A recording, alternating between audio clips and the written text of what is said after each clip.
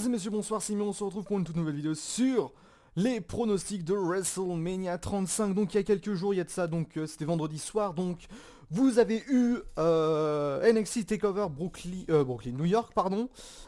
Excellent pay-per-view, voilà, donc on pourra en reparler encore extrêmement longtemps. Je vais pas trop m'attarder là-dessus, parce qu'il y a certains résultats que je trouve pas forcément ouf, et puis en niveau de booking, il y a certaines choses que j'ai pas appréciées honnêtement du pay-per-view. Ça enlève vraiment rien à la qualité du pay-per-view dans sa globalité. Voilà, par exemple, moi je n'aurais pas fait gagner Shayna Baszler. Pour moi, je ne comprends pas pourquoi il lui laisse encore le titre.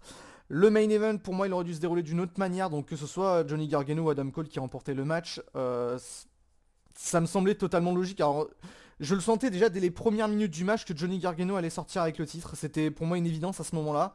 J'en reparle vite fait, hein, parce que cette vidéo de toute manière elle va être longue. Je vous le dis direct, elle va être longue. Mais c'est nécessaire d'en parler, donc je reparle vite fait une petite introduction sur NXT TakeOver New York toujours. Donc dès les premières minutes du match, je sentais globalement que Gargano allait sortir là, avec le titre, ça se voyait. J'avais clairement l'impression que pendant tout le match, ils ont un peu placé Johnny Gargano comme la victime et que globalement, à un moment, il allait se faire voler, mais finalement, il allait quand même ressortir de là. Et moi, ce que je déplore un petit peu, c'est tous les gens qui sont tous heureux que Johnny Gargano remporte le match. Oui, vous avez tout à fait raison d'être super heureux, de dire qu'il a fait un match exceptionnel. Oui. Par contre, derrière, venez pas chialer si ça se passe comme ça avec Roman Reigns ou John Cena. Parce que le booking Superman, c'est exactement ce qui s'est passé à NXT TakeOver. Enfin bon, c'était un excellent match, on était obligé de passer un excellent moment dessus. Je suis un peu déçu voilà, que Adam Cole ne ressorte pas avec le titre parce que pour moi c'était concrètement le moment. Puis voilà, globalement. Donc, petite parenthèse avant tout, donc WrestleMania 35, donc c'est ce soir, donc sûrement à partir de 23h, j'ai pas l'heure exacte, donc excusez-moi. Et comme je l'ai annoncé, donc du coup, il y a 2 jours, donc pour les pronostics de NXT TakeOver, je ne pourrai pas regarder ce pay-per-view pour la première fois en 5 ans. Euh, donc concrètement, je vous le dis honnêtement, d'ici que je vois le pay-per-view, je vais totalement m'effacer de tout ce qui est réseaux sociaux et tout, puisque je veux regarder ce pay-per-view. Je pourrais le regarder seulement à partir de mardi après-midi. Et c'est pour ça que globalement sur le Discord, je vais être absent. Donc déjà que le Discord, voilà, je suis pas non plus la personne la plus présente en ce moment. Voilà, c'est un petit peu la raison. Vous allez me dire pourquoi tu pourras pas regarder WrestleMania 35, pourquoi c'est en attente et tout. C'est un peu la même chose que ce qui se passe sur YouTube. C'est-à-dire que je l'avais déjà expliqué, donc j'ai un programme extrêmement chargé en ce moment et j'ai une grosse échéance qui arrivera donc lundi et mardi et je ne pourrai pas me permettre de regarder WrestleMania 35 en live. Je suis triste mais pas vraiment, merci Netflix de faire du bruit derrière moi. Donc je vais éteindre, voilà c'est le souci du direct entre guillemets, j'éteins la télé, voilà comme ça Netflix va pas me saouler. Du coup donc je ne pourrais pas regarder WrestleMania 35 en live pour la première fois. La première fois que j'ai regardé WrestleMania 35 en live, enfin WrestleMania pardon en live, c'était lorsque Seth Rollins avait utilisé sa mallette lors du main event entre Brock Lesnar et Roman Reigns. Je crois que c'était WrestleMania 31, c'était un pay-per-view mais exceptionnel quoi, c'est le premier que j'ai regardé en live et je vois ça, je me dis waouh. Et du coup c'est la première fois depuis tant d'années que je ne vais pas pouvoir le regarder. Je suis triste mais voilà, je me dis que j'aurai d'autres situations beaucoup plus propices pour regarder d'autres pay-per-view, d'autres WrestleMania. Et puis tout va bien se passer. Donc du coup, je vais en reparler vite fait, donc très brièvement. Donc l'échéance qui arrivera donc lundi et mardi aura, quoi qu'il arrive, une influence sur YouTube. Je vous le dis honnêtement, je vous le dis maintenant, c'est une petite bombe que je lâche. Ça aura une influence quoi qu'il arrive. Du coup, on va commencer donc dès maintenant avec le pay-per-view, avec WrestleMania 35, donc avec 3 matchs en pré-show annoncés. Donc il y en a peut-être un qui se sera glissé entre temps.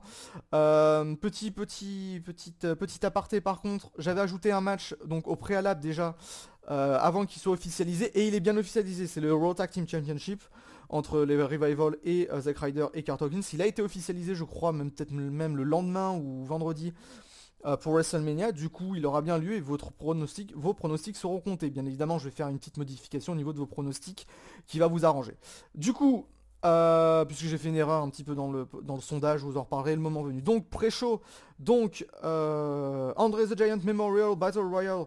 Donc on vous... Et d'ailleurs je voulais d'ailleurs vous remercier toutes et tous pour m'avoir fourni vos pronostics, puisque c'est quand même... j'ai eu quand même 28 votants, ce qui est plus que pour Ce qui est plus que pour NXT TakeOver. Et donc là, on a vraiment des pronostics de ouf, des pourcentages de ouf. Je crois qu'il y a quand même beaucoup de matchs à plusieurs participants. Du coup, c'est un petit peu plus compliqué pour vous. Je pense que c'est un peu plus indécis. Le Memorial Battle Royale donc en fait partie, donc c'est très étonnant puisque comme je l'ai mis donc jeudi je crois ou mercredi, j'ai pu voir un petit peu l'évolution des pourcentages. Et c'est quand même fou comme bah, vous avez pronostiqué donc dans tous les cas Braun Strowman, donc comme moi, c'est Braun Strowman pour moi qui devrait remporter ce match. Mais je peux vous annoncer honnêtement que Braun Strowman, il a eu très très peu de votes avant très très longtemps. C'est-à-dire que Braun Strowman pour vous il ressort avec 53,6% des voix, des pourcentages, des suffrages. Sauf que pendant très très longtemps c'était Jeff Hardy qui est votre deuxième votant, donc à 35,7%. Beaucoup d'entre vous, je crois que même à un moment il y avait Jeff Hardy qui était à 70% de victoire parmi tous ceux qui avaient voté quoi. Parce que Jeff Hardy vous l'aviez vraiment vu et Braun Strowman est arrivé à un moment, donc aux environs je crois du 15e votant, Braun Strowman commence un petit peu à se faire voir et puis voilà, 28e votant, Braun Strowman qui a 15 suffrages sur 28, qui a fait une remontée qui donc pour vous remportera le match.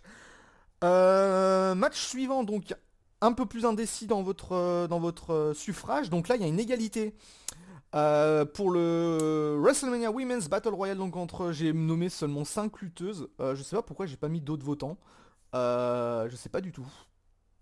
Je sais pas, j'ai sûrement dû oublier. Mais bon, c'est pas grave. Donc globalement, j'avais proposé Naomi, Asuka, Mandy Rose, Ruby Riott et Lacey Evans.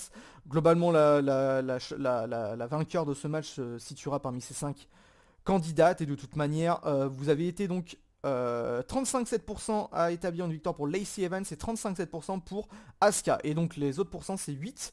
Donc c'est 8 suffrages, donc 28,6% pour Mandy Rose.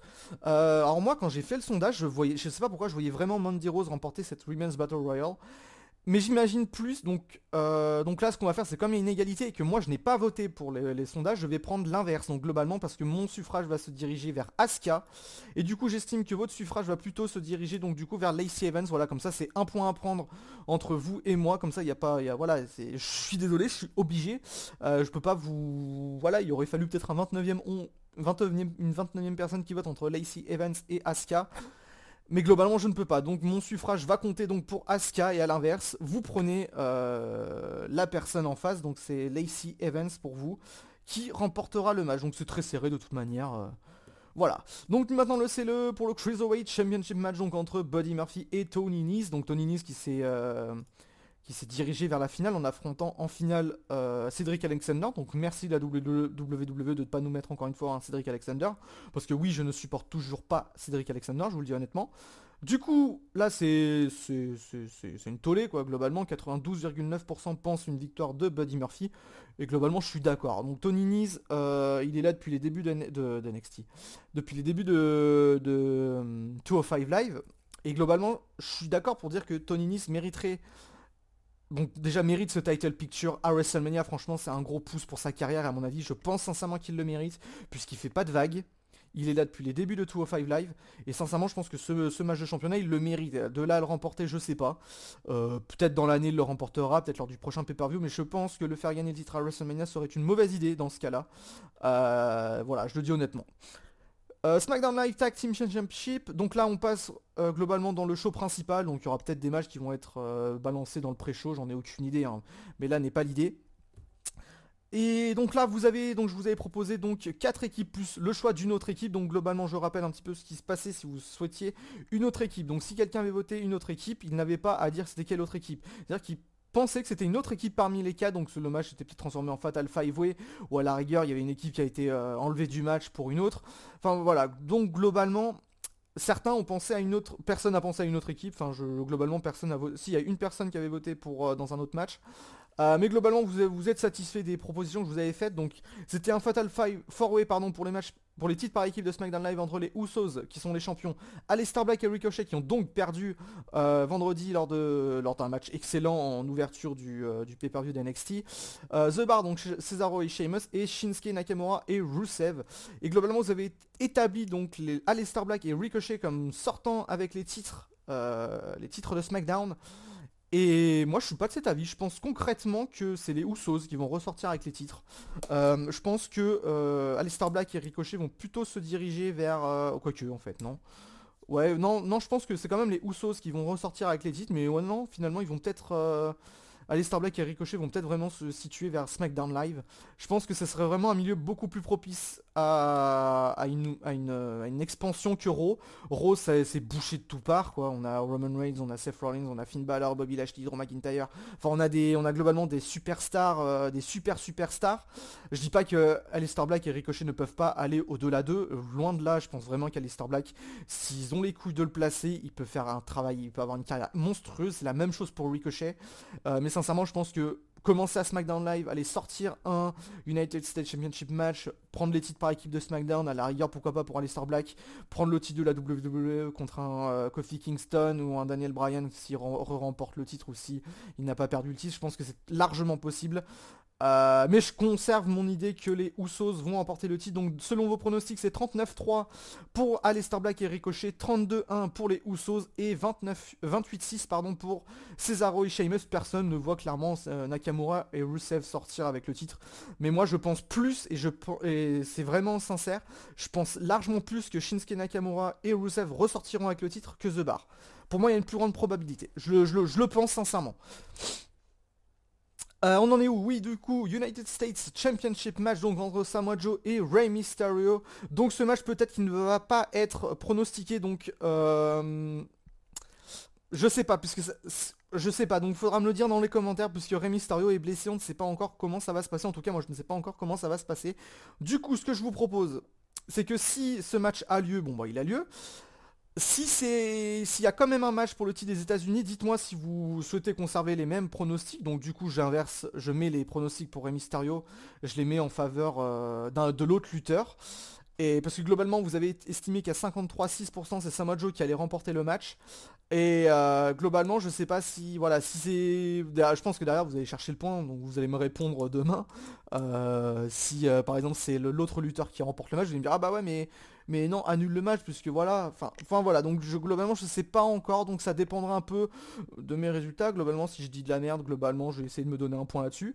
Donc moi je pars vraiment sur Samoa Joe de toute manière qui remporte le match. Donc là je pense de toute manière c'est soit vous prenez un point, soit on n'en prend pas. Et je pense que c'est parfaitement logique, donc en fait il n'y a pas de questionnement là-dessus. Donc le match quoi qu'il arrive, il sera comptabilisé. Voilà. Les Raw Tag Team Championship, donc du coup entre les Revival et Zack Ryder et Kurt Hawkins. Donc je vais en reparler donc là parce que j'aurais peut-être pas dû mettre une autre équipe. Donc certains ont estimé qu'à 10,7% ce serait une autre équipe qui remporterait le match. Donc dans la mesure où Zack Ryder et Kurt Hawkins contre les Revival restent un équipe contre équipe, je vais mettre les pronostics d'une autre équipe pour Zack Ryder et Kurt Hawkins puisque ce match n'était pas encore officiel. Mais puis de toute manière ça change pas grand chose. Ça change pas grand chose, en fait je suis totalement débile. Non en fait non. Non, non en fait non, ouais, enfin de toute manière. Enfin dans tous les cas, donc si c'est un triple menace, bah globalement je considère que... Enfin je suis en train de me perdre. Donc en fait là vous avez mis à 53,6% que c'est Zack Ryder et Kurt Hawkins qui ressortent avec le titre. Et 35,7% ont pensé que c'est les Revival qui vont repartir avec le titre. Moi je pense que c'est les Revival qui partent avec le titre dans tous les cas. Donc on va admettre une autre équipe. Oui, enfin de toute manière ça change rien. Donc c'est soit l'un soit l'autre.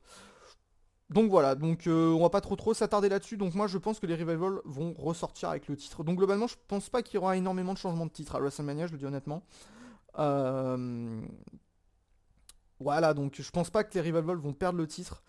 Surtout contre Zack Ryder et Kurt Hawkins, ou à la rigueur, Zack Ryder et Kurt Hawkins vont perdre le titre dès le lendemain à WrestleMania, à Raw, enfin ça serait pas logique. Enfin ça serait totalement possible. Mais bon, j'en ai sincèrement aucune idée, mais je pense que les Revival vont repartir avec le titre. Donc là c'est un Falls Count Anywhere match entre Shane McMahon et Triple H. Non, c'est pas maintenant Triple H. Entre Shane McMahon du coup et The Miz, donc là vous avez été comme moi à penser à une victoire de The Miz à 71,4%. J'imagine pas Shane McMahon remporter le match, sincèrement, puisque je pense que ça va être un second WrestleMania moment pour le Miz, qui à mon avis le mérite, sincèrement, puisqu'il fait il fait des runs exceptionnels à la WWE. Il est rarement blessé, il fait jamais de vagues. C'est un des meilleurs lutteurs au micro, c'est un des lutteurs sur lesquels la WWE peut s'appuyer. Et je pense sincèrement que le faire gagner The Miz contre Shane McMahon, ce ne serait pas une erreur, loin de là. Le Fair One match, donc du coup entre Kurt Angle et Baron Corbin, donc là vous avez globalement été 78,6% comme moi a pensé à une victoire de Kurt Angle. Mais certains ont établi que donc ce serait un autre lutteur qui remporterait le match. Malheureusement non. Pour l'instant c'est toujours un Kurt Angle pardon, contre Baron Corbin. Puisqu'il y a eu des rumeurs comme quoi beaucoup n'étaient pas fans globalement du choix Baron Corbin. Et je suis totalement d'accord là-dessus, parce que globalement, un dernier match Kurt Angle Baron Corbin, ils auraient pu faire largement mieux. Il y a l'Undertaker qui est pas encore booké, il y a John Cena qui est pas encore booké, il y avait même Elias qui est pas booké, enfin, il y a plein de lutteurs qui auraient pu prétendre à cette place et ils ont mis Baron Corbin, et malheureusement, je pense que ce choix n'est pas fiable tout simplement. Enfin, je suis un peu déçu là-dessus. Donc on sait pas encore si John Cena et l'Undertaker vont apparaître. Il y a des rumeurs comme quoi ce sera Elias contre l'Undertaker. Enfin voilà. Donc on passe au match suivant, je vais pas trop m'attarder là-dessus. De toute façon je pense que faire perdre quelqu'un pour son farewell match c'est une erreur, et surtout contre Baron Corbin. Du coup AJ Styles contre Randy Orton. Donc là vous avez été beaucoup au début, vraiment au début, personne ne voyait AJ Styles remporter le match, mais finalement bon, il y a eu une inversion totale, un peu comme le premier match, où cette fois-ci 71,4% des personnes ont pensé à une victoire d'AJ Styles contre 28,6%.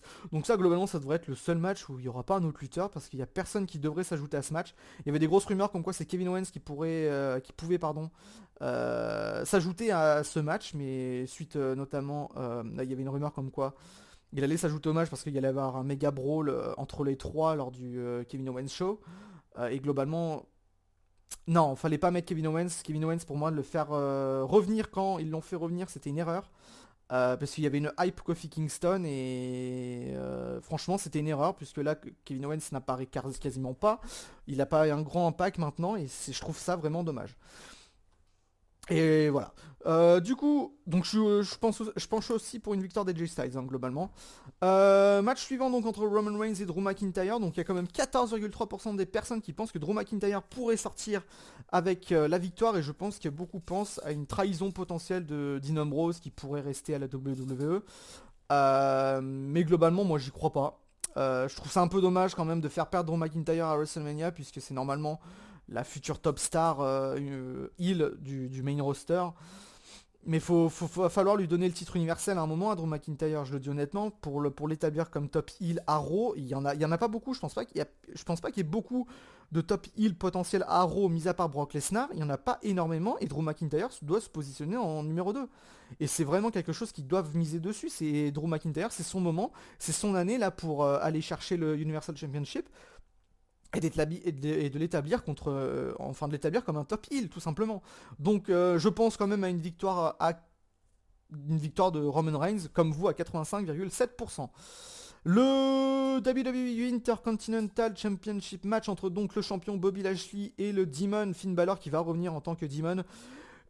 Victoire écrasante, hein, 96,4% des personnes pensent à une victoire de Finn Balor. Donc c'était je crois le dernier match à perdre le critère de sûreté, ce que j'appelle le critère de sûreté, puisque il y avait certains matchs dans vos pronostics qui affichaient un pourcentage de 100%, et c'est le dernier à avoir enlevé donc le pourcentage de 100%, puisque quelqu'un a voté tout simplement pour une victoire de Bobby Lashley. Et je pense globalement que Finn Balor va ressortir avec le titre sans trop de problèmes.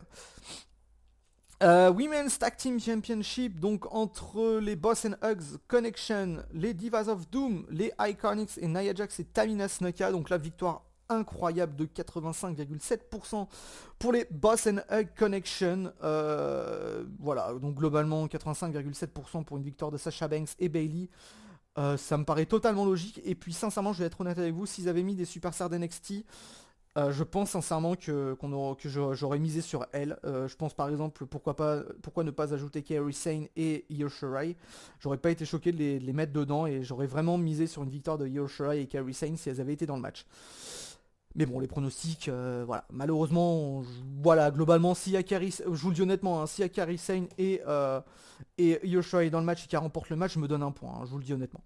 Donc du coup, no holds barred match entre Triple H et Batista, avec comme stipulation que si Triple H perd le match, il devra terminer sa carrière, il devra mettre un terme à sa carrière.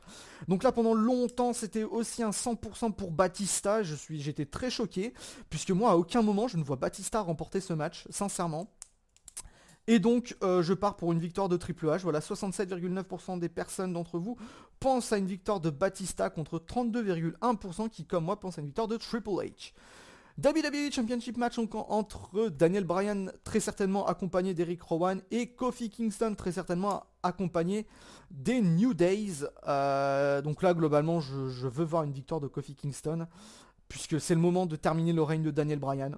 C'est sincèrement le moment. Faut donner vraiment une chance à Kofi Kingston de niquer un petit peu toutes les stats, on va dire, et donc d'aller chercher ce titre de la WWE qui, je pense, mérite amplement.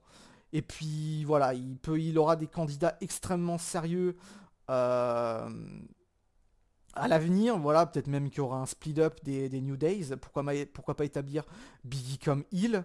Et puis parce qu'il y avait des grosses rumeurs comme quoi, il y a de ça peut-être 1 an ou 2 ans, que les New Days, celui qui ressortirait vainqueur des New Days, ça serait Biggie en heel, puisqu'il est beaucoup, enfin en heel je sais pas, mais beaucoup, parce qu'il est beaucoup estimé par Triple H. Et en tout cas, Vince McMahon, parce que voilà, Vince McMahon, tu fais 1m50, mais t'as une tonne de muscles. Enfin, donc, globalement, t'es kiffé. Enfin, voilà, c'est pour dire globalement que Vince McMahon fantasme sur les mecs avec des gros muscles. Et puis voilà, Biggie, il est pas mauvais dans le ring. Hein. Voilà, pour toutes celles et ceux, d'ailleurs, je vais en profiter. Pour toutes celles et ceux qui kiffent Biggie, je vous rappelle quand même de la période NXT où personne ne pouvait le voir. Puisqu'il avait une gimmick un petit peu des 10 seconds, donc globalement il battait globalement ses adversaires en 10 secondes, et globalement ça avait plu à personne parce que tout le monde le trouvait mauvais dans le ring, enfin voilà. Et puis voilà, Biggie au fil des années il se serait quand même énormément amélioré, hein, donc au préalable comme valet de Dolph Ziggler, puis ensuite comme il a été champion intercontinental si je me trompe pas, qu'il a perdu, non il a pas perdu contre Kevin Owens puisque c'est Ryback, je sais plus contre qui il a perdu son titre intercontinental, puis après il est allé dans la stable des New Days qui au préalable avait des airs de heel, hein. Je vous rappelle qu'au début on sentait les New Days comme heel, puis au final ils ont apparu sur la gimmick des New Days qui au début disait New Day Sucks, et aujourd'hui c'est très certainement une des plus grandes stable de la WWE, de l'histoire de la WWE, et ils seront, comme l'a dit Vince McMahon, ils auront un ticket pour le Hall of Fame, mais c'est quasiment sûr. Donc du coup, moi je penche aussi pour une victoire de Kofi Kingston, puisque je pense qu'il le mérite. Et on va passer donc au Universal Championship match, donc là c'est très serré, hein, c'est très serré. Pendant longtemps, vous n'imaginiez pas une victoire de Seth Rollins contre Brock Lesnar, et moi je veux faire du fantasy booking, basta Brock Lesnar, hein. Je veux voir Seth Rollins remporter le match.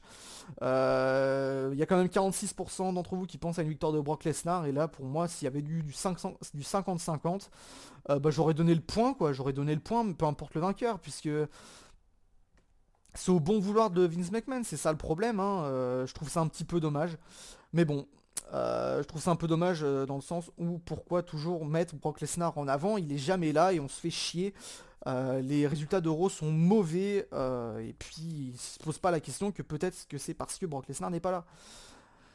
Et donc voilà, donc main event maintenant, donc je passe quand même assez vite, j'essaye de faire le plus rapidement possible sur les pay-per-view, sur le pay-per-view, parce que il y a quand même beaucoup de matchs, et je peux pas vraiment m'attarder comme sur le pay-per-view d'NXT, sur chacun des matchs, j'aimerais pouvoir m'attarder. La preuve, je suis fan de Finn Balor, je crois que je peux même pas être resté très longtemps sur le match de Finn Balor, je suis totalement désolé, hein, mais j'ai un choix à faire. Donc le main event dans un winner take all. Alors je sais pas trop, alors, honnêtement, parce que j'ai pas trop comme j'avais pas le temps cette semaine, je me suis pas trop attardé sur le match pour le titre, donc je sais pas vraiment si c'était comme les rumeurs, c'est celle qui prend le tombé qui va perdre son titre, ou si, peu importe sur qui est fait le tombé, la vainqueur prend les deux matchs, prend les deux titres. Donc dans le sondage, j'ai mis que les deux titres étaient en jeu, donc le titre de la WWE et le titre de SmackDown, donc globalement le vainqueur prend tout. Il y a eu des grosses rumeurs comme quoi cette dernière semaine, ce serait Charlotte Flair qui remporterait le match, puisque beaucoup militeraient pour une victoire de Charlotte Flair. Là globalement, si c'est Charlotte Flair qui gagne, avec le résultat du main event de vendredi, j'ai envie de me dire putain que je suis maudit. Du coup, vous avez été seulement 7% à imaginer une victoire de Charlotte Flair contre 35% pour Ronda Rousey, mais quand même une victoire de 57,1% pour Becky Lynch comme moi, et pour moi ça serait une erreur de ne pas faire gagner Becky Lynch. Je vais le redire, voilà, ça serait une erreur tout simplement. Parce que Becky Lynch c'est globalement la top face féminine, c'est elle qui va mettre... J'ai l'impression que je le dis honnêtement, hein, peut-être que je me trompe, mais j'ai l'impression que que ce main event, il est là parce que Becky Lynch a une hype incroyable depuis plus de 6 mois, quoi.